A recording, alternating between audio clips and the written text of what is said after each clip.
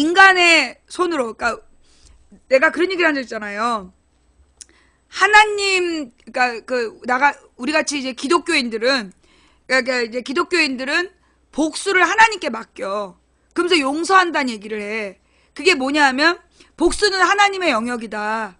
나는 그의 모든 죄를 잊기로 결단을 하자. 그러니까 내가 그 사람에 대해서 잊어버리기로 결단을 하면, 그래서 그걸 잊어버리잖아. 그러면 얼마 뒤에 하나님이 무지막지하게 보복하신 내용이 들려와요. 예. 네.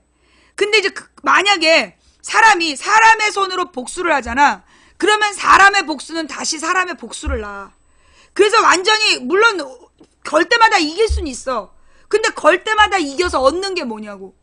한 찌질한 인간을 더 찌질하게 만들어서 내가 얻는 게 뭐냐.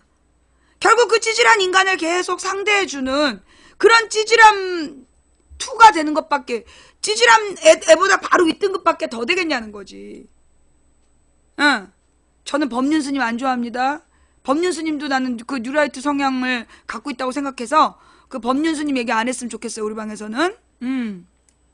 그래서 우리가 어떤 그 찌질한 인간을 우리 손으로 복수하려고 하지 말자. 예. 우리가 우리 손으로 복수하려고 하지 말고 그냥 풀어줘서, 그냥 보내줘서 그가 스스로 자기가 얼마나 허접한지를 깨닫고 세상에서 자신의 모습을 스스로 없애게 하자. 아마 몇 사람은 내가 누구를 얘기하는지 알 거야. 내가 이겨봤는데 그 끝까지 이겨가지고 그의 목을 따서 얻는 게 없더라는 거지. 그래봤자 결국 그 찌질한 애를 계속 상대해주는 사람밖에 안 되더라고. 그래서 그런 뭐라 그러나, 우리가 이번에 막 그 새끼는 잦아서 복수를 해야 돼요 라고 얘기하지 말자. 어쩌면요, 우리 마음에 그놈들을 잡아가지고 끝까지 복수하고 싶은 마음을 잘 생각해봐. 그건 혹시 자신이 그동안에 당해왔던 그런 걸 복수하고 싶은 마음 아닐까? 정말 사회적인 정의를 바로 세우기 위한 게 아니라 내가 당했던 나 개인의 어떤 그 감정들을 거기에 투영하고 있는 건 아닐까? 그래서 지금 사람이 내가 왜 그런 생각을 하냐면, 옛날에 그 2008년에 촛불 집회 때 소위 이제 그 전경 애들, 그때 의경이었나 전경이었나, 의경이었을 것 같아. 걔네들을 막 그 시위대가 붙잡아가지고 막 방패 뺏고 하이바 뺏고 막 그랬어. 그래갖고 질질 끌고 나오는 거야. 그러면 그때 예비군, 그러니까 내가 막 그래갖고 걔를 막 때리려고 달려드는 사람을 보니까 하나같이 좀 분위기가 안 좋았어. 어떤 분위기였냐면 약간 사회적으로 성공하지 못한, 내지는 실패한, 그래서 어떤 사회적으로 굉장히 불만이 쌓여있는 듯한 그런 사람들이 그 전경아이를 막 때리려고 달려드는 거야. 그래갖고 내가 그때 그 전경아이 앞에 서가지고 얘를 왜 때리냐고, 얘가 하고 싶어서 그거 했겠냐고, 윗사람이 시켜서 그런 건데 우리가 얘를 때리면 얘한테 이거 시킨 애들이랑 뭐가 다르냐 그랬더니, 그때 나한테 어떤 사람이 이 씨발년아 네가 거기서 왜 네가 막냐고, 자리 비켜 개 같은 년아 막 이러면서 비키라는 거야. 전경을 죽이겠다고. 의경했지 그때. 의경을 죽이겠다고. 그런데 그때 이제 어디서 혜성같이 예비역들이 나타났어. 예비역 촛불이 있었거든. 걔네들이 쫙 나타나고, 망치 부인님 저쪽으로 가세요, 저희가 보호할게요. 그래가지고 이제 이 예비군들이 예비군복 입고 나와가지고 전경 애들 싹 싸가지고 데려다 주고 오더라고. 그때 내가 그걸 보면서 뭘 느꼈느냐, 어쩌면 지금 우리가 막 범인을 찾아갖고 반대한 놈들 찾아갖고 장을 지지자, 무덤을 파자, 우리가 막 그렇게 얘기하는 건 결정나기 전에는 그렇게 압박할 수 있어. 너네 이번에 탄핵 가결시키지 않으면 국회 앞마당에 묻어버리겠다. 그건 가결되기 전에 할 수 있는 얘기야. 근데 가결을 딱 됐으면 잊어줘야 돼. 딱 그거까지야. 좋아, 오케이. 그 다음에 다음 얘기로 가자. 그리고 우리는 앞으로 가야 되는 거야. 계속 뒤에서 야 이 새끼야 그래서 조롱하고 못되게 굴고. 군대에서도요, 군대에서 부하 직원 괴롭힌 새끼들이, 부하 대원 괴롭힌 새끼들이 보면 늘 찌질한 새끼들이야. 부하 직원들, 부하 대원들 괴롭히고, 그 다음에 경찰들 중에서도 막 조롱하고 괴롭힌 놈들 보면 늘 찌질한 새끼들이야. 그런 놈들이 못되게 굴어. 그래서 우리가 지금 이 탄핵 소추 이후에 이 문제를 풀어가면서 가져야 될 기본적인 자세는, 처음부터 끝까지 우리 마음에 인권을 가져야 된다. 인권의식. 아무리 범죄자일지라도 그 범죄자의 인권은 보장돼야 된다. 그러니 우리가 정말 아무리 조롱하고 욕하고 싶더라도 그들은 이미 패자예요. 박근혜 지지자들은 이미 패자야. 박근혜 탄핵 소추가 가결됐기 때문에 그들은 지금 분노한 패배자일 뿐이야. 근데 우리가 그 분노한 패배자들 두들겨 팬다면 서북청년단과 뭐가 다르겠어? 안 그래요? 분노한 패배자들을 두들겨 패면 우리가 서북청년단과 뭐가 달라져? 그죠? 그래서 우리가 지금은 소위 박근혜를 지지했던 사람들에게도 우리가 고생이 많죠. 마음이 많이 아프시죠. 그러나 이 촛불 시민들이 옳은 일을 한 거예요. 라고 얘기하는 자세가 필요하지. 이 미친 노인네야, 이 미친 야편네야, 그렇게 얘기하면 안 된다고 난 생각해. 이 대가리가 빈 인간들아, 그렇게 욕하지 말고 마음이 많이 아프시지요. 앞으로 좋은 대한민국을 위해서 우리 보듬고 갑시다. 우리 하나가 됩시다. 라고 얘기할 때 거기다가 저놈들이 침을 뱉고 뺨을 때리면 걔네들이 우리에게 침 뱉고 뺨 때릴 때마다 자기네들의 점수가 깎이는 거야. 그들의 기가 깎이는 거예요. 황산벌이란 영화 아세요? 황산벌이라는 영화를 보면 어떤 장면이 나오냐면 화랑도가, 그게 이제 참 정치적인 목적이 강한 영화였는데, 화랑도가 그때 이제 계백 장군의 철혈 부대를 깨는 방법이 뭐였냐면 와서 죽는 거야. 귀족의 자제들을 와서 죽게 하는 거야. 화랑 관창처럼. 그럼 와서 그 귀족의 자식이 와서 딱 죽는 장면을 보면서 저쪽에서는 분기가 탱천하면서 하나로 단결하고, 여기서는 아무것도 무장하지 않은 애를 죽이면서 양심의 가책을 느끼게 하는 거야. 그래서 이 계백의 부대가 무너지는 장면이 나와요. 그런 것처럼 쟤네들이 우리를 공격해서 우리가 침뱉음을 당하고 뺨을 맞을 때 그 무리들 속에 그 정말 양심이 있는 사람이라면 그 무리를 떠날 수밖에 없을 거다. 그들을 점점 줄이는 방법은 우리가 그들을 너그럽게 봐줄 때, 너그럽게 포용해 줄 때 나는 그들의 세력이 줄어들 거라고 봐요. 우리가 그들을 공격하고 조롱하면 그들은 더욱더 뭉치지만, 우리가 새로운 선생님 마음이 아프신 거 알겠는데요, 우리가 여기서 이렇게 계속 싸우는 것보다 이제 내일을 위해서 우리가 손을 잡아야 되지 않겠습니까? 우리가 박근혜 이후를 준비해야 되지 않겠습니까? 선생님 마음이 아프시지만 같이 갑시다 라는 자세를 우리가 가져야, 그래야 박근혜를 지지했던 사람들이 우리 편이 되는 거예요. 그들을 우리가 품고 가는 거야. 근데 우리가 계속 그들을 조롱하고, 야 너네 대구야 경부가 너네 저 미친 박근혜 전 찍었지? 그래 무당년 찍고 얼마나 쪽팔리냐? 나는 그걸 국정원이라고 봐. 그거 국정원이야. 그게 국정원 논리야. 국정원이 말하는 게 그거야. 무슨 얘기인지 아시겠어요? 절대 패자를 조롱하면 안 돼. 패자를 조롱하면요, 그 월왕구천처럼 되는 거야. 월왕구천처럼 되는 일이 있기 때문에 쓸개를 3년 빨고인가? 3년을 빨았나? 몇 년을 빨고 와신상담하고 돌아오잖아. 정말로 패배자를 돌이키는 방법은, 회개하게 하는 방법은 그를 품어줌으로써, 그를 용서해주고 품어줌으로써, 그래서 그 투지를 꺾는 거죠. 당신의 투쟁에 의미가 없다. 제가 오늘은 촛불 못 가요. 오늘은 지금 제가 촛불을 못 가는데, 일단 내가 오늘까지 현장을 가면, 내가 이제 그 짐을 다 들고 오늘까지 가면 당분간 방송 못 할 것 같아서 오늘은 촛불 못 가요. 죄송합니다. 오늘은 그리고 제가 뭐 이번에 그 저 탄핵이 되는 과정에 한 일도 별로 없고 예, 뭐 집회도 제대로 참여도 못하고 맨 주변 언저리만 돌아다녔기 때문에 오늘은 집회를 충분히 참여하셔서 그 새누리당에게 항복 선언을 받아내신 여러분이 즐기시는 날이에요.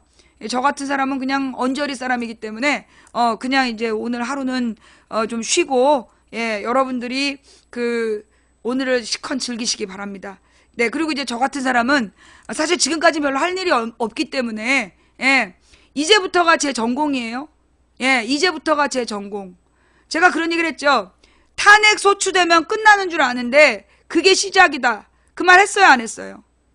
제가 탄핵 소추가 되면 여러분 끝인 줄 아는데 그게 끝이라고 그랬습니까? 시작이라고 그랬습니까? 시작이라고 그랬죠. 그때부터가 진짜 싸움이다. 예, 지금부터가 진짜 싸움이에요. 그래서 지금부터가 아주 중요해. 여기부터가 내 전공이야. 여기부터가 내 전공이다. 예. 예, 그렇기 때문에 그동안에는 제가 한 일이 별로 없는데 예. 그동안에는 제가 별로 한 일이 없는데 이제부터는 좀 판을 정확히 읽고 그리고 올바른 방향을 제시해야 되겠다. 예. 그 지금 우리가 이제 민주주의를 회복하는 그 가도에 지금 1단계에 도착했을 뿐이에요. 예. 우리는 이제 고작 한 계단을 올랐을 뿐이야.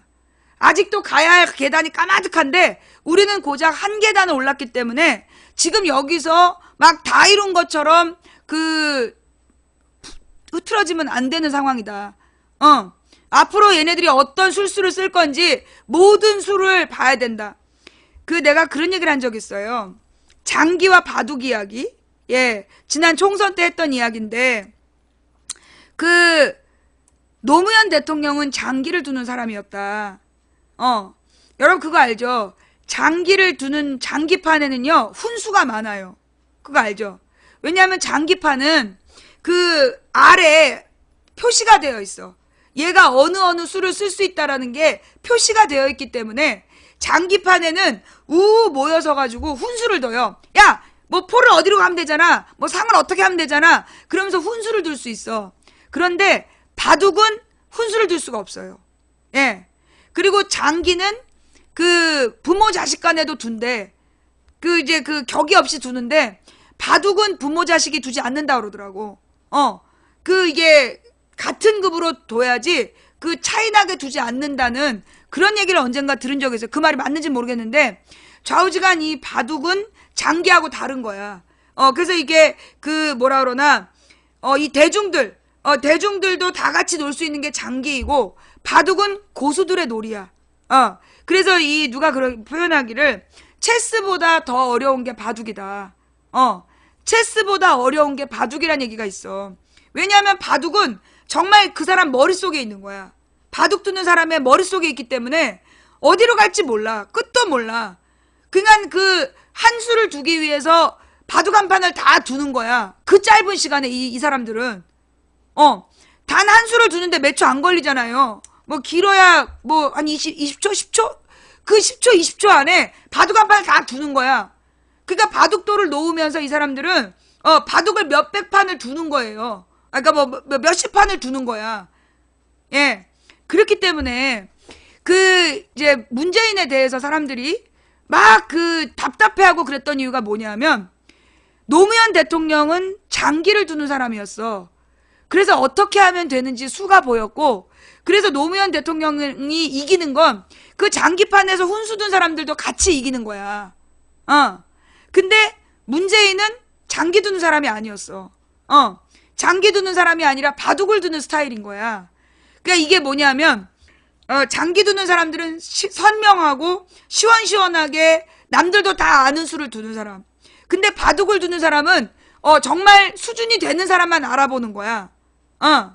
그리고 어디로 갈지를 모르는 이제 그런 상황인데 가령 김종인 같은 경우도 바둑을 두는 사람이야. 절대 이게 김종인을 나는 포커페이스라고 봐. 나는 김종인은 그의 진심을 알 수 없다. 기자들에게 흘리는 말도 아주 고수야. 이 노인네가 정말 이 꼬리를 9,900개쯤 갖고 있는 거 아닐까. 그러니까 이 김종인의 말은 언론에 나온 걸 그대로 고지고대로 믿고 화내면 등신이야. 이 사람이 언론에 내는 그 말에는요, 다 수가 있어. 그 수를 제대로 못 읽으면 당하는 거야. 이게 김종인 같은 사람도 바둑을 두는 사람이고, 그 문재인 같은 스타일은 본인이 바둑을 직접 두기보다 바둑을 좋아하는 사람이야. 바둑 둔 수를 보면서 감동하고, 아, 이렇게 두는 거구나. 그래, 이게 맞아. 이러면, 이게 이제 내가 볼 땐 내가 아는 문재인의 수야. 문재인은 이제 그런 스타일의 사람이기 때문에. 그런데 옛날에 노무현 대통령 때 장기판에 서 있던 훈수 뒀던 사람들이 자꾸 문재인더러 와서 장기를 두라고 그러는 거야. 문재인더러 와가지고 자꾸만 장기를 돌아. 근데 이게 바둑을 두는 사람이 장기를 잘 두는 게 아니에요. 달라. 상황이 달라. 근데 자꾸만, 근데 그 당시에 문재인으로 안 된다라고 얘기했던 사람들은 자기네들이 두고 싶은 장기, 막 훈수를 두면서 참여하고 싶은데, 이 문재인은 그쪽 스타일이 아니었던 거야. 그래서 좀 안 맞은 면이 있었다. 그런데 이 싸움은요, 가령 뭐 어떤 사람은 장기를 두는 사람이 있지. 나는 안희정은 체스를 둔다고 봐. 안희정은 체스를 두고 있다고 보고, 이재명은 오목을 두고 있다고 생각해. 새누리당은, 이 새누리당과 국정원은 장기를 두려고 하고 있고, 그 다음에, 안희정은 체스를 두고 있고, 그리고 이재명은 오목을 두고 있다. 얼마 못 간다. 뭐, 그런 느낌, 그냥, 아니, 그게 무슨, 비유하자면 그렇단 얘기지. 알까기? 알까기는 아니야. 알까기? 뭐, 비슷하네요. 하여튼, 좌우지간, 그래서, 자, 그래서 지금 우리는요, 쟤네들의 적들의 수를 살펴봐야 되는 거야. 무슨 얘기냐 하면, 지금 판을 그럼 어떻게 둬야 되는데요? 새누리당은 장기를 두자는 거야. 새누리당, 그러니까 국정원과 종편은 장기를 두자는 거야. 자기네들의 모든 재원을 동원해서 대중을 속이면서 장기를 두겠다라고 얘기하는 거야. 그런데 우리는 지금 장기판을 앞에 둔 사람들이야. 근데 우리는 그 장기판에 한 수를 둘 때 뒤에서 바둑을 둬야 된다고. 바둑을 둬서 장기판에 한 수를 결정하는, 그래야 되는 상황이다. 뭔 말인지 알겠어요?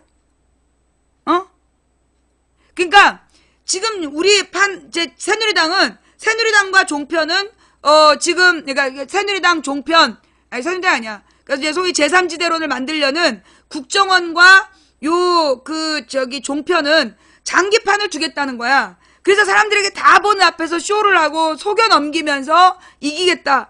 근데 우리는 장기판에 강제로 앉아있지만, 장기를 두는 사람이 한 수를 둘 때 우리는 왁자지껄한 그 이 주변 사람들의 말이 아니라 뒤에서 바둑을 둬서 한 수의 결정을 내려야 되는 거다. 이해가 돼요? 물론 장기도 고수들끼리 두면 어려운데, 내가 장기판을 예로 든 이유는 훈수를 두는 것 때문에 하는 얘기야. 훈수를 두는 사람들 이야기로 비유한 거예요. 아유, 그 할아버지들, 그 시골 장터에서 할아버지들 장기 못 이겨, 웬만한 사람도. 그 시골 장터에 그 할아버지들 저기 장기 두는데 젊은 체스 잘 두는 애가 가서 이길 수 있나 봐봐. 못 이겨. 그 할아버지들이 그 오랜 노하우를 그 아무도 못 이겨요. 그래서 장기도 어려운 건데, 중요한 건 이제 내가 그 비유를 하는 거야. 장기판. 근데 이걸 가지고 옛날에 오윤가 뭐 문재인 팬들인가 나한테 뭐 문재인을 깔봤대는 둥, 장기를 깔봤대는 둥. 나가! 아유, 들어올 때 이거 IQ 검사를 할 수도 없고, IQ 검사 얘기를 하면 애들이 또 깜짝 놀래요. IQ 검사 하면 나는 못 들어오는데. 자, 말귀를 못 알아들으면 나가야 돼. 자, 그래서 지금 우리가 매 한 걸음 한 걸음 조심해야 된다. 바둑 한 판 두고 한 수 두는 마음으로 한 수를 둬야 된다. 쟤네들은 지금 막 으쌰 하자 막 이러고 있는 분위기야. 자, 우리는 단 한 수를 두더라도 어떻게 된다? 뒤에서 바둑을 다 두고 이수다. 결정될 때 나가야 된다는 얘기야. 그래서 어쩌면 너무 느리고 어쩌면 답답하고 그럴지라도 가장 옳은 방향으로 가야 된다. 예. 무슨 얘기인지 알겠어요? 나는 이번에 이 세월호 7시간 나는 이게 박지원과 이 비박계의 합동 작품이라고 봐. 비박계와 박지원이 더민주에게 놓은 덫이 그 세월호 7시간을 탄핵 안에서 빼자는 주장이었다고 봐요. 이게 무슨 얘기냐? 얘네들이 나는 교류가 있었을 거라고 봐. 새누리당하고 박지원하고 어떤 마음의 교류가 있었을 거라고 봐. 그래서 이 새누리당이 세월호 7시간을 빼야 된다라고 주장을 하고 거기에 대해서 그 우상호를 막 흔들어대면 우상호가 막 고민을 할 거 아니야. 그래서 야삼당에게 어떻게 해야 될까라고 의견을 물을 때 박지원이 우상호를 막 치면서 이 더민주 이 새끼들이 배신하려고 그런다. 그렇게 얘기를 해가지고 결국 탄핵판을 뒤집고 누구를 더민주를 덫에 빠뜨리려는 그런 계략이었지 않나. 나는 그렇게 봐요. 예. 나는 이제 그런 수로 보이고 뭐 아니라고 팔팔 뛰겠지. 근데 내가 볼 때는 이정현이 충성하는 박지원인데 그때 가서 자기네들이 저녁에 밥 먹으면서 무슨 얘기를 했는지 우리가 어떻게 알겠어? 사람들한테 비밀리에 밥 먹자고 그런 사람들인데 그렇잖아요.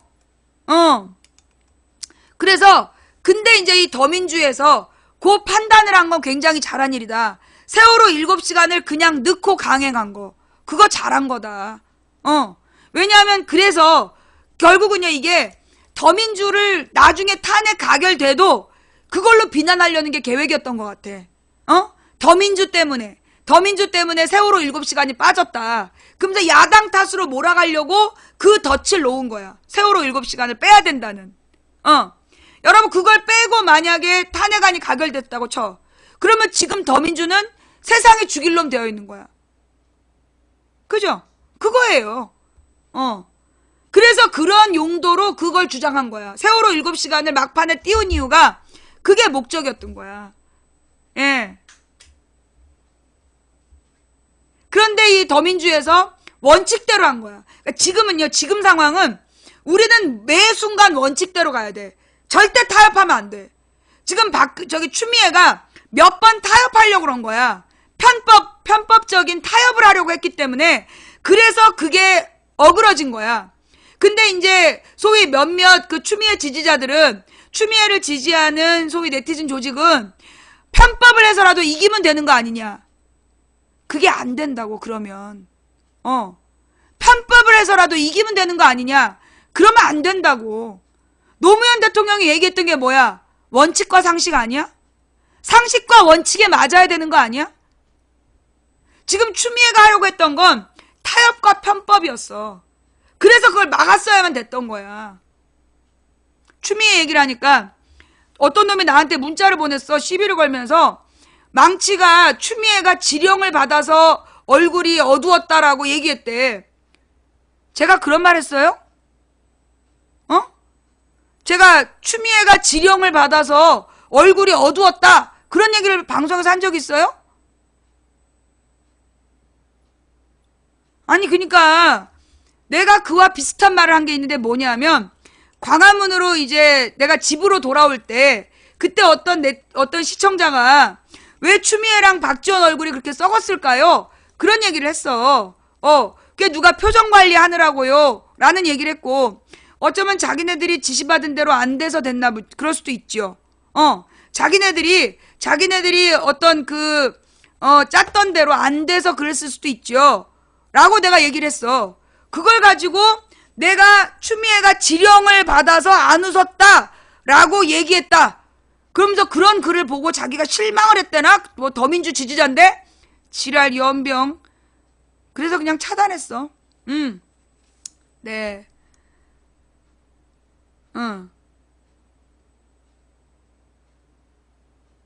이게 근데 그 상황에서 표정이 어둡게 나왔던 이유가 내가 직접 못 봐서 모르겠지만 우리가 이제 카메라 제대로 못 봤잖아요. 근데 그때 만약에 추미애랑 박지원이 환하게 웃었다면, 예, 그때 환하게 웃었다면 어떻게 됐겠어? 박근혜 꼴 나는 거야. 박근혜가 탄핵 가결된 다음에 환하게 웃은 사진 지금까지 돌고 있잖아. 박근혜가 노무현 탄핵당한 다음에 환하게 웃었던 얼굴이 지금까지 돌고 있어요. 그런 것처럼 만약에 추미애하고 박지원이 환하게 웃었으면 그걸 가지고 이 박근혜 지지자들을 자극했을 거 아니야. 그죠? 그러니까 이제 이 추미애하고 박지원도 그렇게 너무 좋아하지 않고, 예. 그러니까 이번에 그 탄핵을 가결시킨 의원들이 무덤덤하게 빠져나간 이유가 그거래. 탄핵을 가결시킨 국회의원들이 뭐 자기네들이 해냈다 막 월삼고 좋아하지 않고 덤덤하게 나갔던 이유가 바로 그거라는 거야. 이거 전부 다 캡처당해서 나중에 다 돌아온다. 부메랑이다. 그래서 일부러 표정 관리를 했던 거야. 그게 우상호 원내대표가 주장한 거라며. 우상호가 주장해서 그렇게 하기로 다 짰대. 그래서 표정 관리를 잘 한 거야. 당의 지침으로. 잘한 거죠. 내가 그때 상황을 잘 몰랐는데 돌아와서 보니까 그렇게 된 상황이었어. 예, 그건 굉장히 몇 수 앞을 내다본 지침이었다는 생각이 들고, 예, 굉장히 잘한 거다. 예, 매우 잘한 일이었고, 그럼 이제 이 추미애하고 박지원에 대해서 망치 부인은 어떻게 생각하느냐? 저는요, 솔직히 박지원하고 추미애를 믿지 않아요. 예, 저는 추미애하고 박지원을 절대 믿지 않아요. 팟캐스트 지지자들이 추미애를 막 강력하게 믿으면서 이 추미애가 굉장히 고단수를 두는 것처럼 궤변을 늘어놓고 있는데 나는 거기에 동의하지 않아요. 그러나 박지원과 추미애는 우리가 통제할 수 있다고 봐요. 새누리당은 우리가 통제할 수 없지만 추미애와 박지원은 우리가 통제할 수 있는 존재다. 무슨 얘기인지 알겠어요?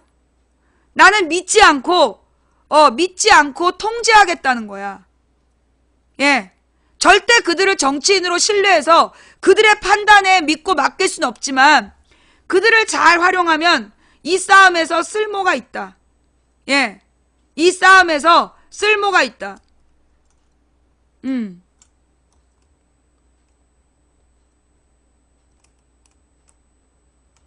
추미애에게도 용도가 있어요. 예. 추미애에게도 박지원에게도 분명한 용도가 있어요. 예. 내가 평상시에는 안 까잖아. 중요할 때만 까지. 그죠? 예. 도대체 그 활용성, 용도가 뭘까 궁금하죠? 나중에 알려줄게요. 나중에. 일이 다 끝나면. 예. 박근혜 탄핵 결정된 다음에, 예. 대선 정권 교체 한 다음에 알려줄게요. 잘하면 몇 달 안 걸릴 것 같은데.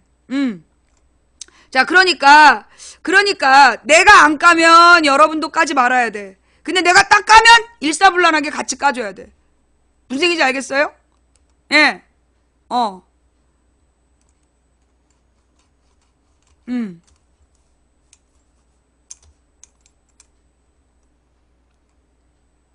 그러니까 내가 안 깔 때 아무 때나 까지 말고 내가 딱 공격하고 나갈 때만 여러분이 동조해 주세요. 예. 그러니까 우리 방은 물론 이제 우리가 뭐 민주 세력의 대세가 아니잖아. 우리는 진짜 언더그라운드에서 뭐 고작해야 뭐 한 6,000명 모이는 방인데 이 방이 무슨 뭐 얼마나 영향력이 있겠어. 그럼에도 불구하고 우리가 올바른 방향을 찾아내면 이게 대중에게 파급력이 빠른 것 같아요. 왜냐면 여기 듣고 있는 6,000명이 그 동네 오피니언 리더잖아. 여러분들이 요즘에 그 술자리 밥자리에 스타들이잖아. 그게 오피니언 리더라는 거야. 이 오피니언 리더가 뭐냐면 여론 주도층이란 얘기거든. 여론 주도층. 그러니까 여기 있는 6,000명이 소위 여러분 동네 여론 주도층이라서 만약에 우리 방에서 어떤 합의가 되면 그 내용이 급속도로 퍼져나가더라는 거죠. 예. 그렇기 때문에 우리가 중요한 건 답을 찾는 게 우선이고, 그 다음에 그 답을 여러분들이 일사불란하게 같이 움직여주는 게 필요하다. 그런 면에서 제가, 이 물 관리를 좀 철저히 하는 편이에요. 왜, 이게, 12월 9일에, 어제 가결됐으니까, 탄핵소추안이 기념해서 블랙 풀어주면 안 되냐, 안 돼요. 예, 왜 안 되냐면, 어젯밤에 나한테 쪽지 보낸 게 39통이 왔어, 쪽지가. 블랙을 풀어달라고. 그런데 그 중에서 블랙을 풀어준 사람과 안 풀어준 사람이 있어. 안 풀어준 사람은 뭐냐? 너무 무성의하게 블랙 풀어주세요. 수신 차단했어. 그렇게 성의 없이 무슨 블랙을 풀어달래. 그때 블랙 걸린 상황을 잘 설명하고 지금은 그때와 어떻게 생각이 변했는지를 설명을 잘 해야 풀어주는 거지. 어디서 블랙 풀어주세요. 왜 블랙 됐는지 모르겠어요. 내가 절대 안 풀어준 사람이 누구냐? 왜 블랙 걸린지 모르겠어요. 왜 블랙 걸린지 모르는 사람은 또 중요할 때 판을 깨서 블랙에 또 걸리거든? 그래서 안 풀어줘요. 자기가 블랙 당하던 상황을 기억해야 돼. 기억해내야 돼. 찾아내서 뭐가 잘못됐구나를 알아야 다시는 그 상황을 안 만드는 거야. 무슨 얘기인지 알겠지? 그래서 블랙을 그냥 풀어주세요 한다고 풀어주는 게 아니라 본인이 어떤 잘못을 했고 다음에 똑같은 상황이 오면 이렇게 하겠다. 그게 정리가 된 사람만 내가 풀어주는 거야. 예. 근데 끝까지 자기가 잘못한 게 없다. 안 풀어줘요. 이 사람 나중에 또 판을 깨. 예. 이제까지 많은 그 시사 방송들이 그 망해갔던 이유가 뭐냐 하면 그 손님들, 특히 이제까지 아프리카로 치면 아프리카의 시청자들이 우리는 별풍선을 쏘는 제도가 있잖아. 이 사람들이 그 방장한 게 영향력을 미치기 위해서 엄청 후원을 해요. 엄청 후원을 많이 한 다음에 자기네들의 의견을 받아달라고 그래. 그때 그 후원한 사람들에게 매이게 되는 거야. 그래서 이 사람들이 엉뚱한 짓을 하고 자기네들끼리 친목질을 하는데 그걸 끊어내지 못하면 다른 시청자들이 소외되고 그런 방은 소멸되게 돼 있어. 그래서 제가 누가 얼마나 후원했는지 특히 후원을 많이 한 20명 몰라.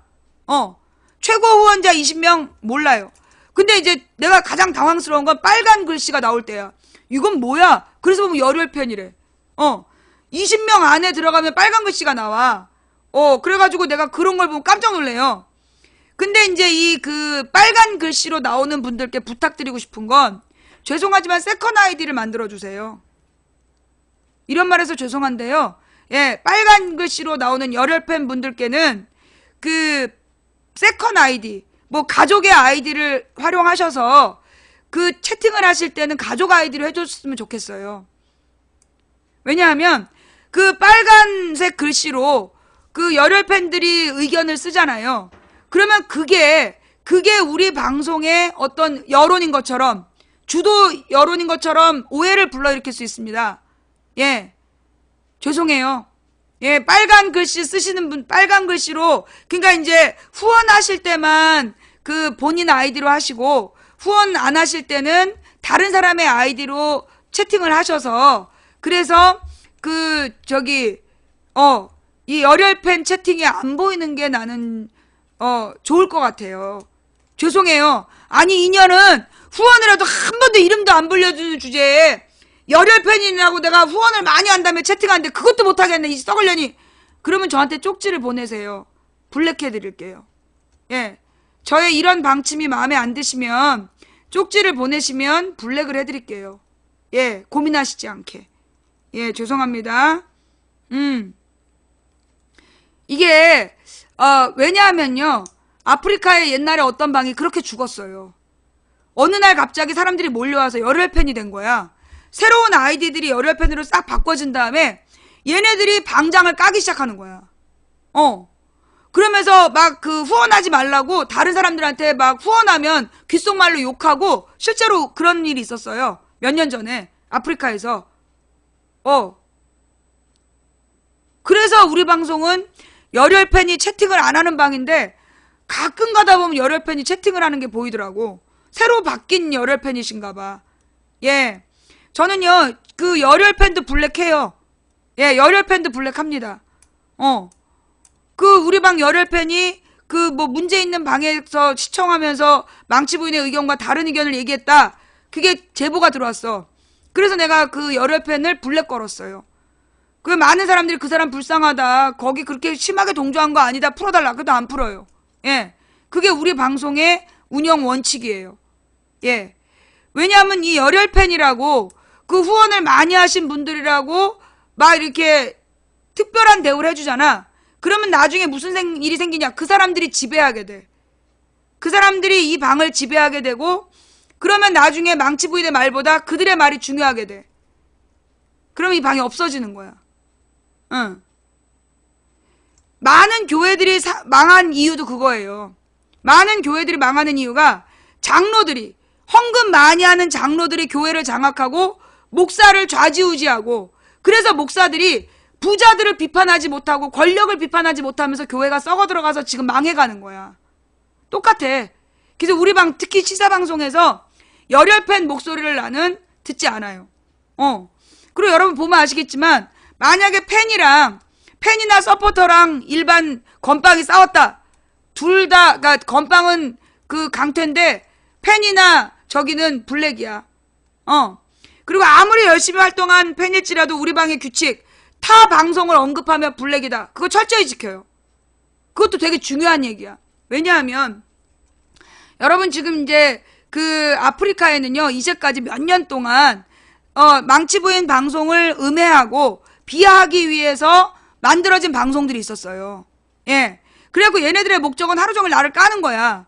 그러면 이제 그 까는 거를 막 와갖고 우리 방에 알려. 그럼 우리 방에서 또 몽땅 몰려가가지고 그 방송에 가서 싸움질을 해. 그래서 그 방의 시청률을 늘려주는 거야. 그게 이제 그렇게 해서 연명하는 방들이 있어요. 방들이 있었어요.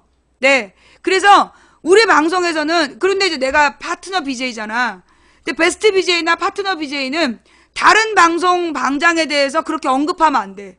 타 방송인을 뭐 직접적으로 이름을 부르든 아니면 뭐 비유를 하든 그 사람에 대해서 안 좋게 이야기하면 그거는 그 박탈이에요. 예. 박탈당하고 영정당하고 그럴 수밖에 없어요.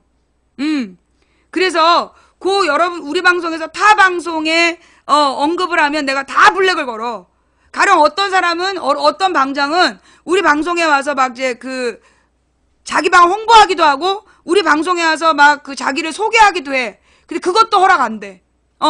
내가 오프 모임에서 인사하는 건 받아줘도 평상시 채팅창에 자기 방송을 와서 홍보하는 거는 내가 허락을 안 해요. 왜냐하면 그렇게 해서 생기는 게 뭐냐 하면 일종의 패밀리야. 그게 뭐냐? 이게 신입 BJ들이 몇몇 방장들, 시청자 많은 방장들한테 가서 막 관계를 튼 다음에 자기 방송 지원해달라고 그래. 그래갖고 이 방송에서 그쪽 방송으로 시청자를 몰아준다든가 그러면 어느 특정 방송이 확 커버리는 거야.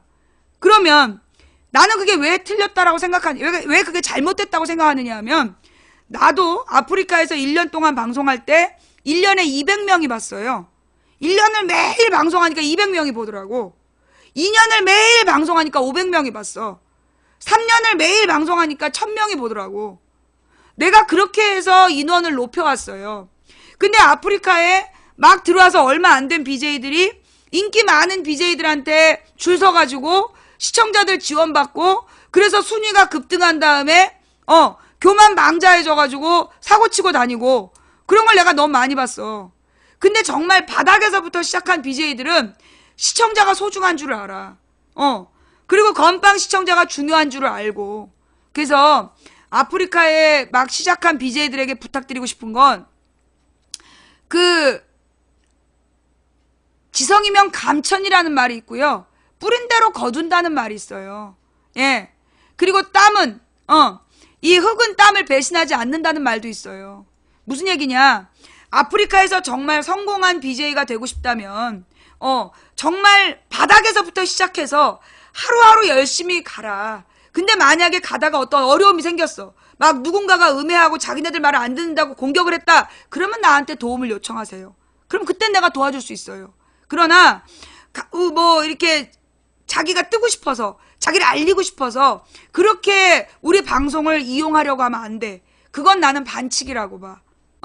서로 막 어느 방송 밀어주고 시청자들 막 밀어줘가지고 갑자기 시청률 올라가고 순위 띄워주고 그거는 반칙이야. 정말 땀 흘려서 노력하고 있는 저 바닥에서 하나부터 한 계단 한 계단 올라가고 있는 정말 정직한 BJ들에 대한 반칙이에요. 우리 아프리카만이라도 흑수저가 성공하는 그런 곳이 됐으면 좋겠어. 그래서 우리 그 막 시청자 몰아주기 이런 건 하지 말고 정말 그 날마다 노력해서 그 자신들의 최선을 다해 노력하는 모습이 팬들을 만들고 그 팬들이 이 방송을 꾸준히 키워나갈 수 있도록 그렇게 만들어 나가는 게 저는 아프리카가 아름다운 면이 아닐까. 그 얘기를 꼭 해주고 싶었어요. 그 다음에 그럼 이제 앞으로 어떡할 거냐. 지금 여기 위에 중요한 얘기를 4가지를 썼어요. 국회는 황교안 체제가 미친 박근혜 정책을 강행하지 못하게 막아내는 게 주요 업무다. 뭐요? 지금 국회에서 박근혜 탄핵 소추를 통과시켰다고. 그냥 넋놓고 있으면 안 돼요. 지금 새누리당이 노린 건 뭐냐면 좋다. 탄핵은 가결시키되 지금부터 야당을 막 공격해가지고 자기네들이 야당을 공격해서 정세의 주도권을 잡겠다는 거야. 그러면서 이 황교안이 이명박과 박근혜 교집합이라 했잖아. 그러니까 자기네들은 황교안을 통해 충분히 이득을 챙길 수 있다고 보는 거야. 그래서 황교안의 정책을 측면 지원하면서 야당을 깔아뭉개겠다. 이게 새누리당의 전략이라고 봐요. 그러면 지금 야 3당은 똘똘 뭉쳐서 그걸 막아내야 돼. 박근혜가 탄핵당한 이유는 그의 잘못된 정책 때문에 탄핵당한 거예요. 아닙니까? 잘못된 사드 배치, 잘못된 한일 군사정보협정, 잘못된 국정교과서, 잘못된 박정희 동상 세우기, 그런 것들이 박근혜가 탄핵당한 배경이에요. 그런데 지금 이 박근혜를 지지한 놈들이 박근혜의 그 잘못된 정책을 유지하겠다. 뭐라고 표현했냐 하면 정책의 일관성. 정책의 일관성을 유지해달라. 그 말이 박근혜가 못한 걸 유지하란 얘기야. 그러니까 국정교과서를 계속 하겠다 이런 얘기 아니에요. 그죠? 그걸 막아내야 된다. 박근혜의 모든 정책은 최순실의 정책이다. 따라서 박근혜가 하던 모든 일은 중단돼야 된다. 박근혜가 하던 모든 일은 중단돼야 된다. 그러면 지금 황교안이가 할 수 있는 일은 뭐냐? 전쟁이 일어나지 않도록 막는 일. 그 다음에 치안을 유지하는 일. 2가지만 하면 돼. 황교안 체제가 탄핵 결정 때까지 해야 될 일은 딱 2가지야.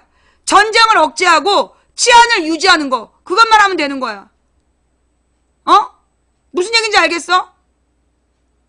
그 이외의 것을 하려고 하면 뒤지는 거야. 국회에서는 그렇게 얘기해야 돼. 안보와 치안만 담당하게 해야 돼. 지금 황교안이가 뭐 경제 위기를 야 씨발 니네가 무슨 수로 극복을 해? 경제 여기까지 말아먹은 게 니들인데 니네가 무슨 경제에 손을 대? 정말로 경제에 대해서 살릴 수 있는 방법은 딱 하나야. 사드 철회하라고. 지금 우리 경제가 가장 의존도가 높은 게 중국인데 사드 배치 때문에 우리 경제 반이 지금 무너지고 있는 거야. 정말로 경제 문제 해결하고 싶으면 하나만 하면 되는 거야. 사드 배치 철회만 하면 돼. 그런데 철회가 쉽지가 않지. 말로 하는 게. 그죠? 그러면 뭐라고 하면 되냐? 사드 배치는 재논의한다. 문재인더러 와가지고 자꾸만 장기를 돌아. 근데 이게 바둑을 두는 사람이 장기를 잘 두는 게 아니에요. 달라. 상황이 달라.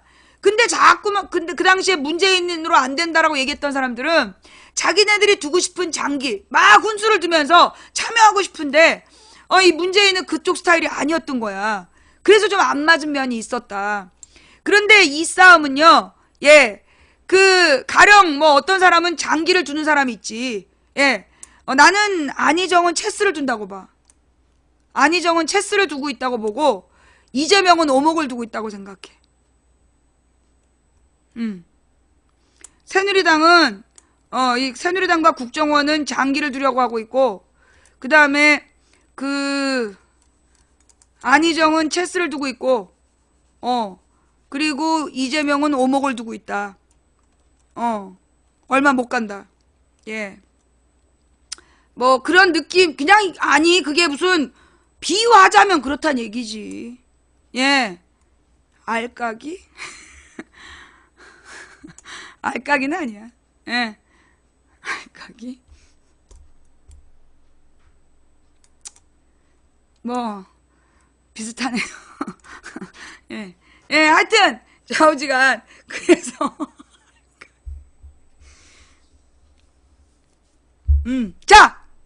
자, 그래서 지금 우리는요, 쟤네들의 적들의 수를 살펴봐야 되는 거야.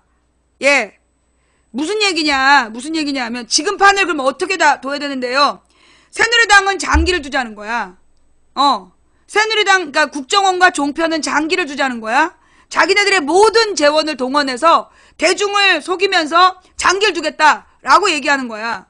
그런데 우리는 지금 장기판을, 앞에 둔 사람들이야. 근데 우리는 그 장기판에 한 수를 둘 때 뒤에서 바둑을 둬야 된다고. 바둑을 둬서 장기판에 한 수를 결정하는 그래야 되는 상황이다. 뭔 말인지 알겠어요? 그러니까 지금 우리 새누리당과 종편은 지금 그러니까 새누리당 종편 아니 새누리당 아니야. 그러니까 소위 제3지대론을 만들려는 국정원과 종편은 장기판을 두겠다는 거야. 그래서 사람들에게 다 보는 앞에서 쇼를 하고 속여 넘기면서 이기겠다. 근데 우리는 장기판에 강제로 앉아있지만 장기를 두는 사람이 한 수를 둘 때 우리는 왁자지껄한 그 이 주변 사람들의 말이 아니라 뒤에서 바둑을 둬서 한 수의 결정을 내려야 되는 거다. 이해가 돼요? 물론 장기도 고수들끼리 두면 어려운데 내가 장기판을 예로 든 이유는 훈수를 두는 것 때문에 하는 얘기야. 훈수를 두는 사람들 이야기로 비유한 거예요. 아유, 그 할아버지들 그 시골 장터에서 할아버지들 장기 못 이겨 웬만한 사람도. 그 시골 장터에 그 할아버지들 저기 장기 두는데 젊은 체스 잘 두는 애가 가서 이길 수 있나 봐봐. 못 이겨. 그 할아버지들의 그 오랜 노하우를 그 아무도 못 이겨요. 그래서 장기도 어려운 건데 중요한 건 이제 내가 그 비유를 하는 거야. 장기판. 근데 이걸 가지고 옛날에 오윤가 뭐 문재인 팬들인가 나한테 뭐 문재인을 깔봤대는 둥 장기를 깔봤대는 둥 나가. 아유 들어올 때 이거 IQ 검사를 할 수도 없고 IQ 검사 얘기를 하면 애들이 또 깜짝 놀래요. IQ 검사 하면 나는 못 들어오는데. 예, 자 말귀를 못 알아들으면 나가야 돼. 자, 예, 그래서 지금 우리가 매 한 걸음 한 걸음 조심해야 된다. 바둑 한 판 두고 한 수 두는 마음으로 한 수를 둬야 된다. 쟤네들은 지금 막 으쌰으쌰 하자 막 이러고 있는 분위기야. 자, 우리는 단 한 수를 두더라도 어떻게 된다? 뒤에서 바둑을 다 두고 이 수다. 결정될 때 나가야 된다는 얘기야. 그래서 어쩌면 너무 느리고 어쩌면 답답하고 그럴지라도 가장 옳은 방향으로 가야 된다. 예. 무슨 얘기인지 알겠어요? 나는 이번에 이 세월호 7시간 나는 이게 박지원과 이 비박계의 합동 작품이라고 봐. 비박계와 박지원이 더민주에게 놓은 덫이 그 세월호 7시간을 탄핵 안에서 빼자는 주장이었다고 봐요. 이게 무슨 얘기냐? 얘네들이 나는 교류가 있었을 거라고 봐. 새누리당하고 박지원하고 어떤 마음의 교류가 있었을 거라고 봐. 그래서 이 새누리당이 세월호 7시간을 빼야 된다라고 주장을 하고 거기에 대해서 그 우상호를 막 흔들어대면 우상호가 막 고민을 할 거 아니야. 그래서 야삼당에게 어떻게 해야 될까라고 의견을 물을 때 박지원이 우상호를 막 치면서 이 더민주 이 새끼들이 배신하려고 그런다. 그렇게 얘기를 해가지고 결국 탄핵판을 뒤집고 누구를 더민주를 덫에 빠뜨리려는 그런 계략이었지 않나. 나는 그렇게 봐요. 예. 나는 이제 그런 수로 보이고 뭐 아니라고 팔팔 뛰겠지. 근데 내가 볼 때는 뭐 이게 뭐 이정현이 충성하는 박지원인데 그때 가서 자기네들이 저녁에 밥 먹으면서 무슨 얘기를 했는지 우리가 어떻게 알겠어? 사람들한테 비밀리에 밥 먹자고 그런 사람들인데. 그렇잖아요. 그래서 근데 이제 이 더민주에서 그 판단을 한 건 굉장히 잘한 일이다. 세월호 7시간을 그냥 넣고 강행한 거. 그거 잘한 거다. 왜냐하면 그래서 결국은요 이게 더민주를 나중에 탄핵 가결돼도 그걸로 비난하려는 게 계획이었던 것 같아. 더민주 때문에 세월호 7시간이 빠졌다. 그러면서 야당 탓으로 몰아가려고 그 덫을 놓은 거야. 세월호 7시간을 빼야 된다는. 여러분 그걸 빼고 만약에 탄핵안이 가결됐다고 쳐. 그러면 지금 더민주는 세상에 죽일 놈 되어 있는 거야. 그죠? 그거예요. 그래서 그런 용도로 그걸 주장한 거야. 세월호 7시간을 막판에 띄운 이유가 그게 목적이었던 거야. 예. 그런데 이 더민주에서 원칙대로 한 거야. 그러니까 지금은요, 지금 상황은 우리는 매 순간 원칙대로 가야 돼. 절대 타협하면 안 돼. 지금 추미애가 몇 번 타협하려고 그런 거야. 편법적인 타협을 하려고 했기 때문에 그래서 그게 어그러진 거야. 근데 이제 소위 몇몇 그 추미애 지지자들은 추미애를 지지하는 소위 네티즌 조직은 편법을 해서라도 이기면 되는 거 아니냐. 그게 안 된다고 그러면. 편법을 해서라도 이기면 되는 거 아니냐. 그러면 안 된다고. 노무현 대통령이 얘기했던 게 뭐야? 원칙과 상식 아니야?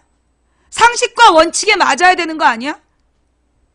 지금 추미애가 하려고 했다 침뱉음을 당하고 뺨을 맞을 때 그 무리들 속에 그 정말 양심이 있는 사람이라면 그 무리를 떠날 수밖에 없을 거다.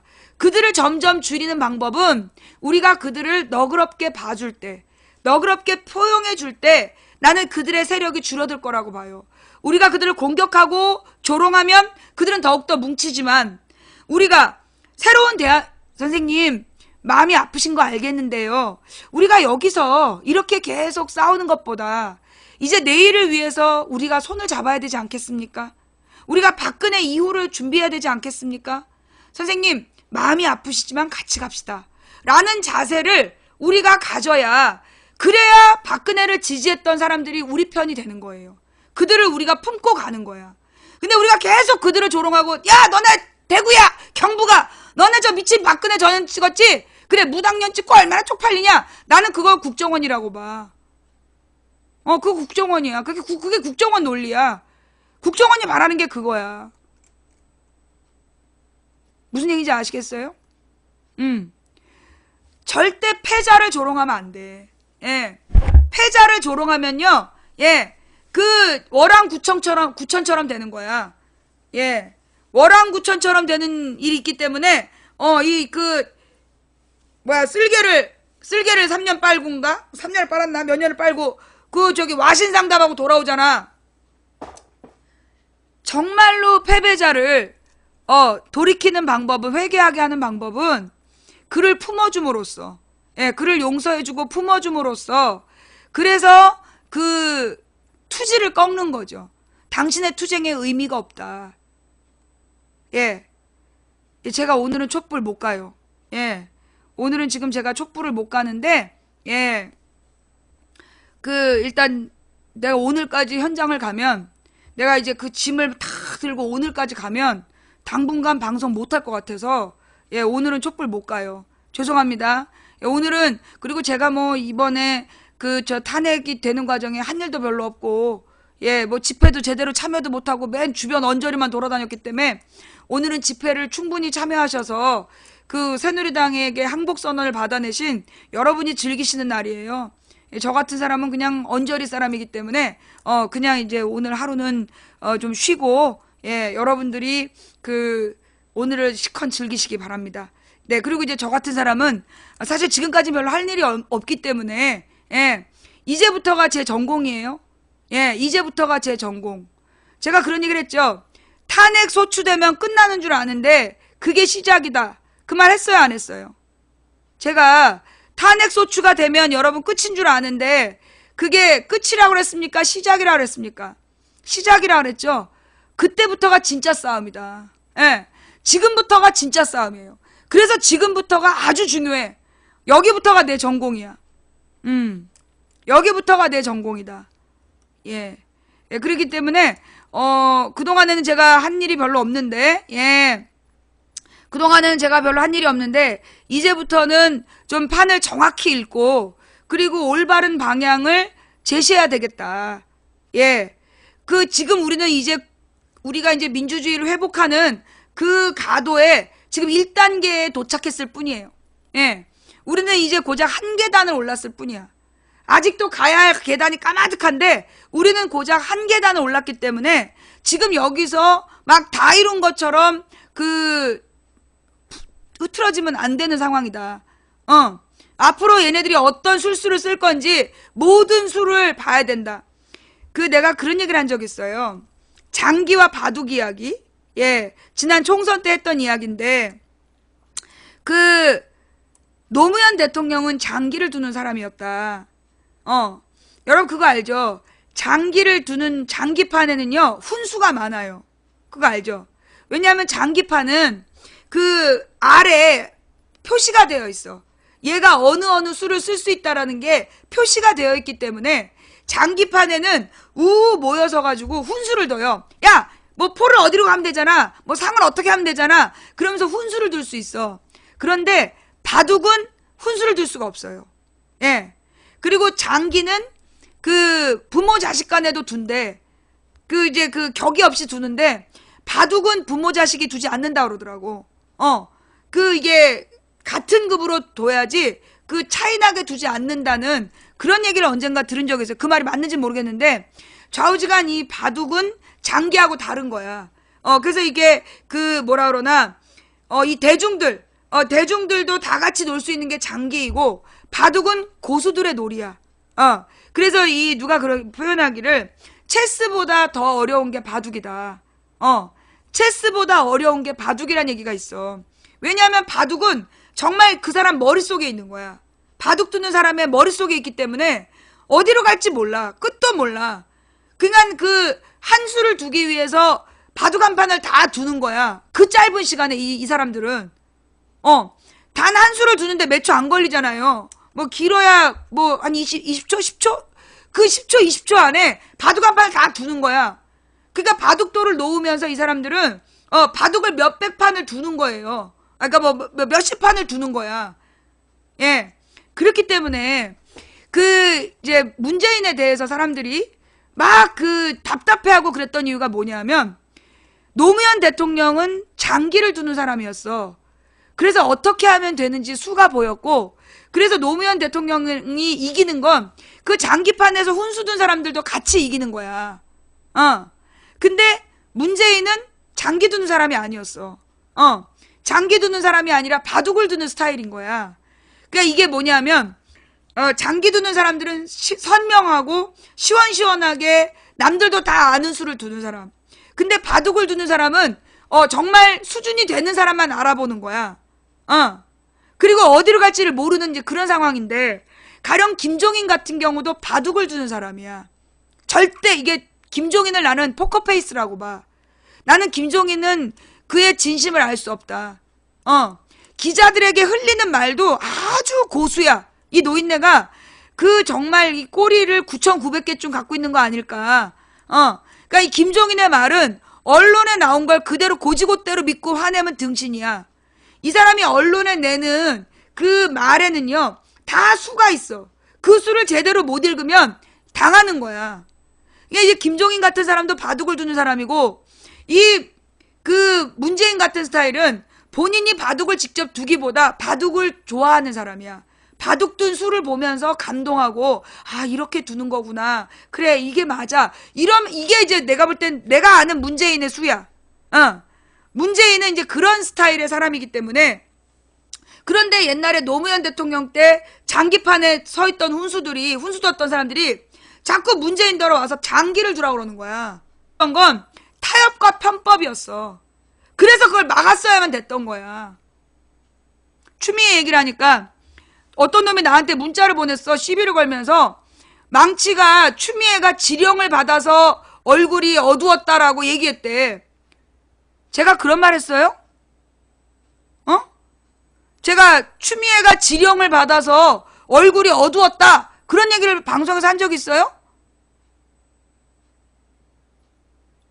아니 그러니까 내가 그와 비슷한 말을 한 게 있는데 뭐냐면 광화문으로 이제 내가 집으로 돌아올 때 그때 어떤 시청자가 왜 추미애랑 박지원 얼굴이 그렇게 썩었을까요? 그런 얘기를 했어. 그게 누가 표정 관리 하느라고요 라는 얘기를 했고, 어쩌면 자기네들이 지시받은 대로 안 돼서 됐나, 그럴 수도 있죠. 자기네들이 어떤 짰던 대로 안 돼서 그랬을 수도 있죠. 라고 내가 얘기를 했어. 그걸 가지고 내가 추미애가 지령을 받아서 안 웃었다 라고 얘기했다. 그러면서 그런 글을 보고 자기가 실망을 했대나? 뭐 더민주 지지자인데? 지랄 연병. 그래서 그냥 차단했어. 네.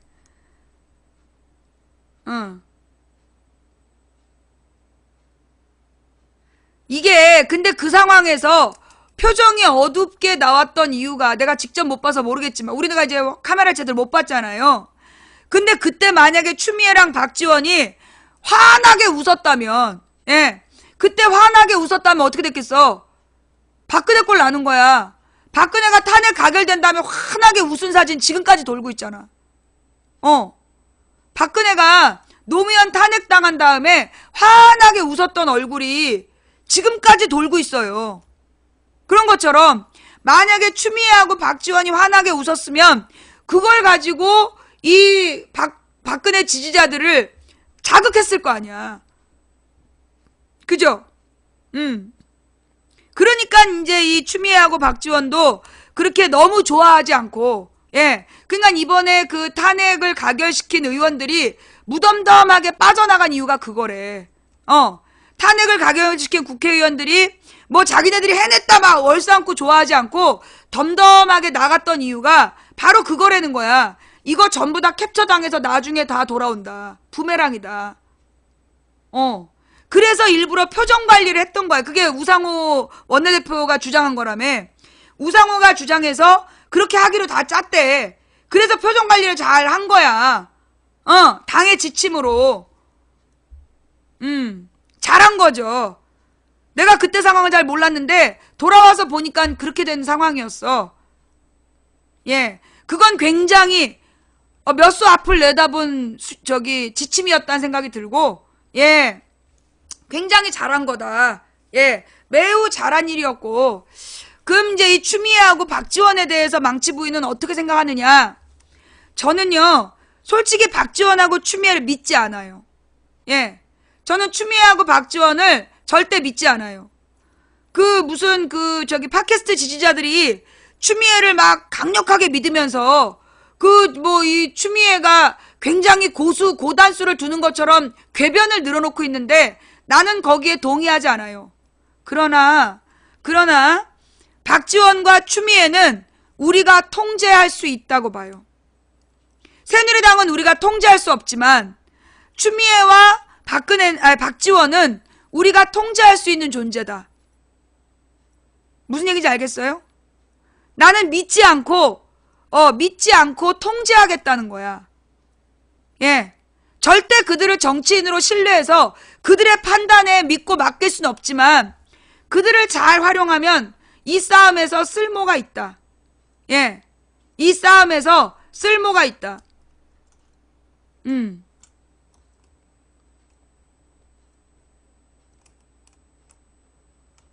추미애에게도 용도가 있어요. 예.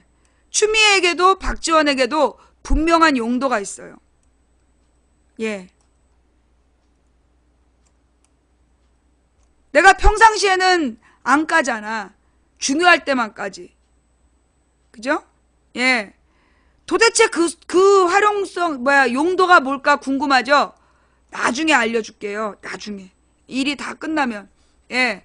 박근혜 탄핵 결정된 다음에, 예. 대선 정권 교체 한 다음에 알려줄게요. 잘하면 몇 달 안 걸릴 것 같은데. 자, 그러니까 내가 안 까면 여러분도 까지 말아야 돼. 근데 내가 딱 까면 일사불란하게 같이 까줘야 돼. 무슨 얘기인지 알겠어요? 예. 어. 음.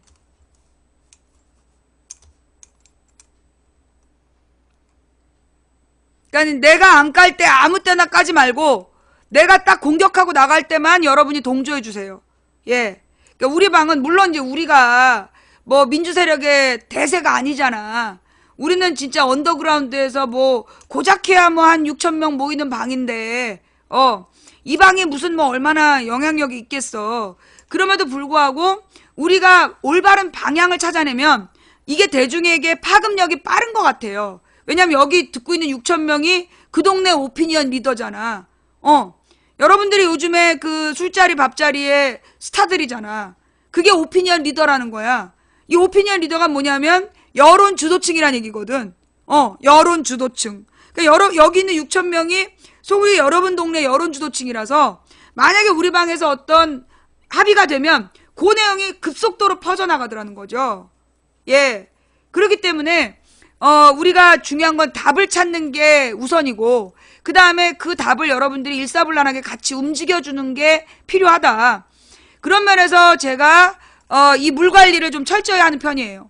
왜 이게 저기 뭐야 12월 9일에 가결됐으니까 어제 가결됐으니까 탄핵소추안이 기념해서 블랙 풀어주면 안 되냐? 안 돼요. 예, 왜 안 되냐면 어젯밤에 나한테 쪽지 보낸 게 39통이 왔어. 쪽지가 블랙을 풀어달라고. 그런데 그 중에서 블랙을 풀어준 사람과 안 풀어준 사람이 있어.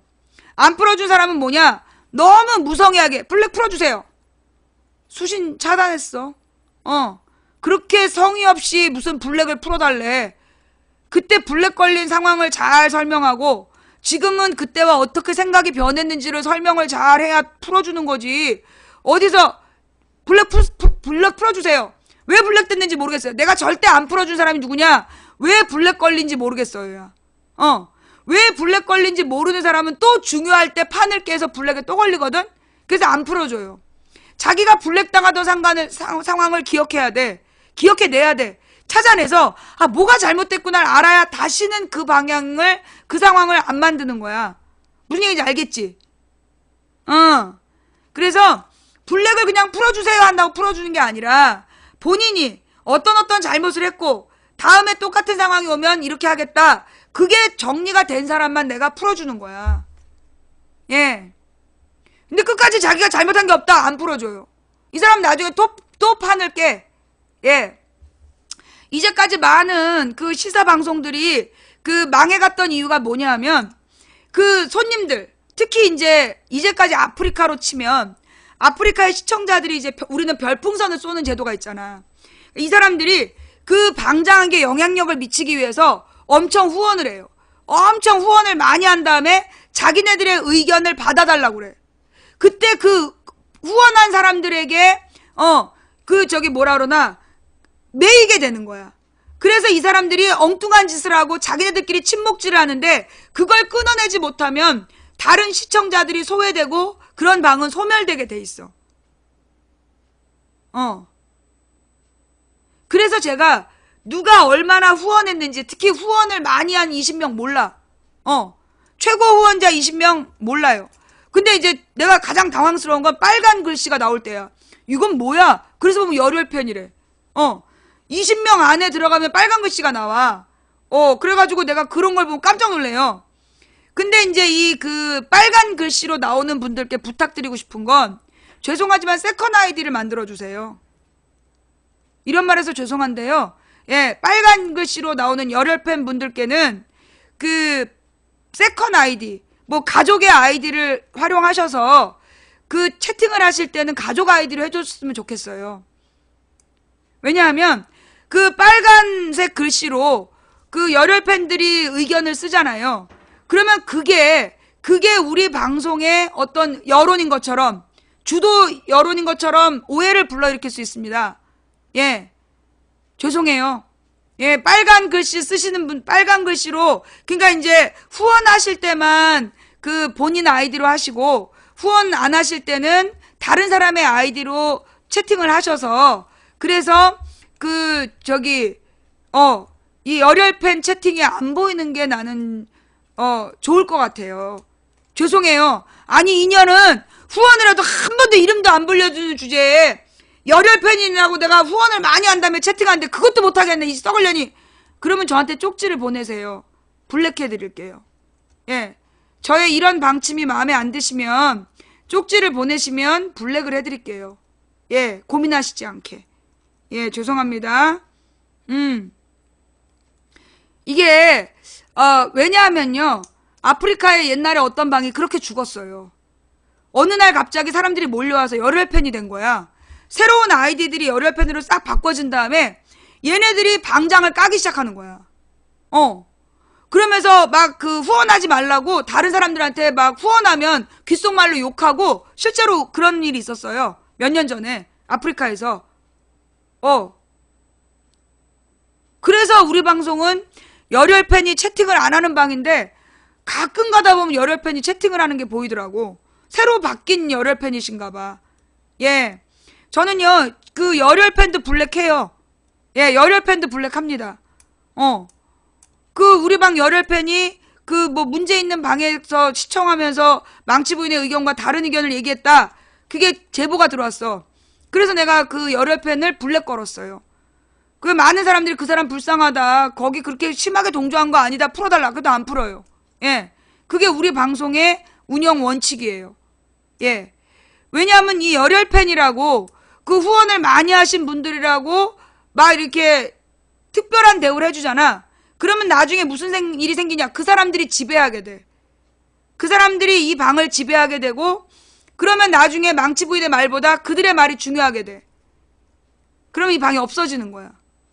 응. 많은 교회들이 망한 이유도 그거예요.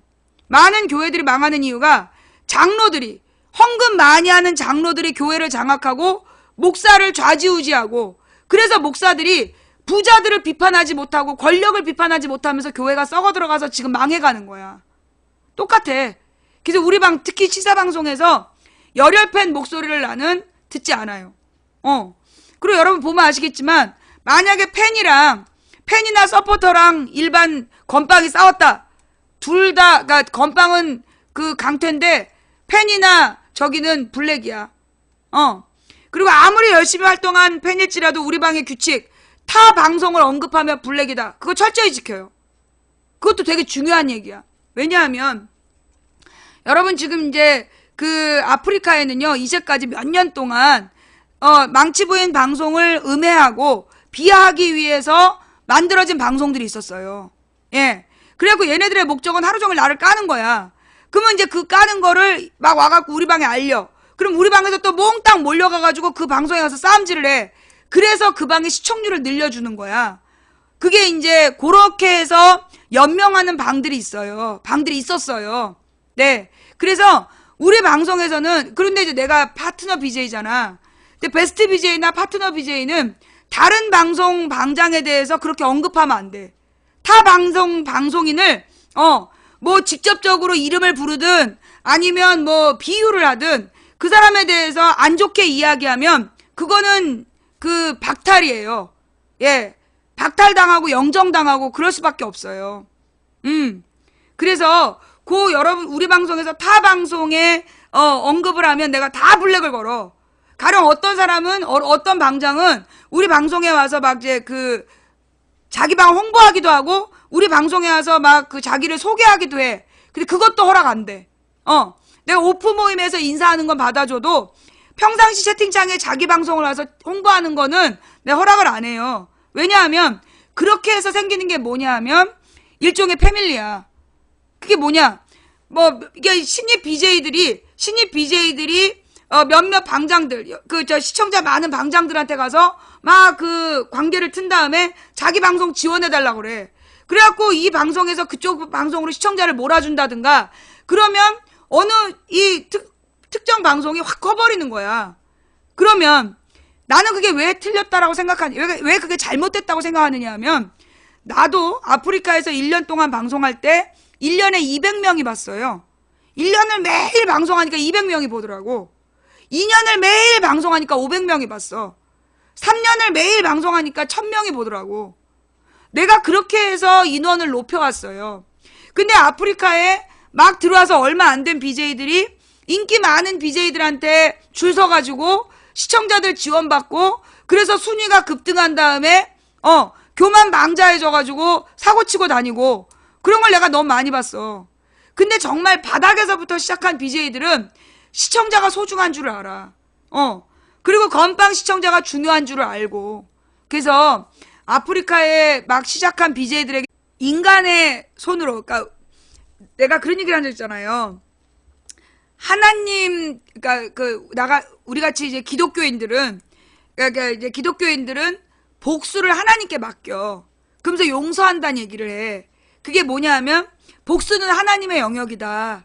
나는 그의 모든 죄를 잊기로 결단을 하자. 그러니까 내가 그 사람에 대해서 잊어버리기로 결단을 하면 그래서 그걸 잊어버리잖아. 그러면 얼마 뒤에 하나님이 무지막지하게 보복하신 내용이 들려와요. 예. 네. 근데 이제 만약에 사람이 사람의 손으로 복수를 하잖아. 그러면 사람의 복수는 다시 사람의 복수를 놔. 그래서 완전히 물론 걸 때마다 이길 수는 있어. 근데 걸 때마다 이겨서 얻는 게 뭐냐고. 한 찌질한 인간을 더 찌질하게 만들어서 내가 얻는 게 뭐냐. 결국 그 찌질한 인간을 계속 상대해주는 그런 찌질함 2가 되는 것밖에, 찌질함 애보다 바로 윗등급밖에 더 되겠냐는 거지. 저는 법륜 스님 안 좋아합니다. 법륜 스님도 나는 그 뉴라이트 성향을 갖고 있다고 생각해서 그 법륜 스님 얘기 안 했으면 좋겠어요, 우리 방에서는. 그래서 우리가 어떤 그 찌질한 인간을 우리 손으로 복수하려고 하지 말자. 예.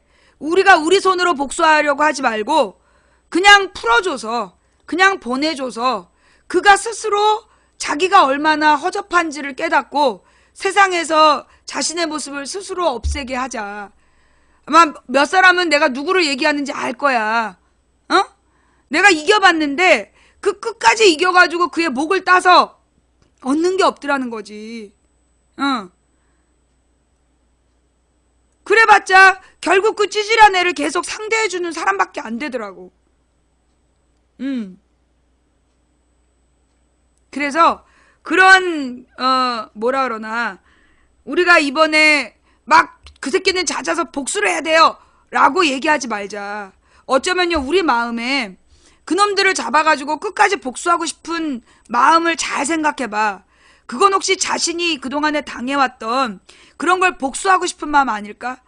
정말 사회적인 정의를 바로 세우기 위한 게 아니라 내가 당했던 나 개인의 어떤 그 감정들을 거기에 투영하고 있는 건 아닐까? 그래서 지금 사람이 내가 왜 그런 생각을 하냐면 옛날에 그 2008년에 촛불 집회 때 소위 이제 그 전경 애들 그때 의경이었나 전경이었나 의경이었을 것 같아.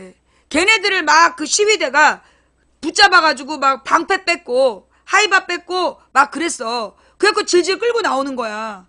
그러면 그때 예비군, 그러니까 내가 막 그래갖고 걔를 막 때리려고 달려드는 사람을 보니까 하나같이 좀 분위기가 안 좋았어.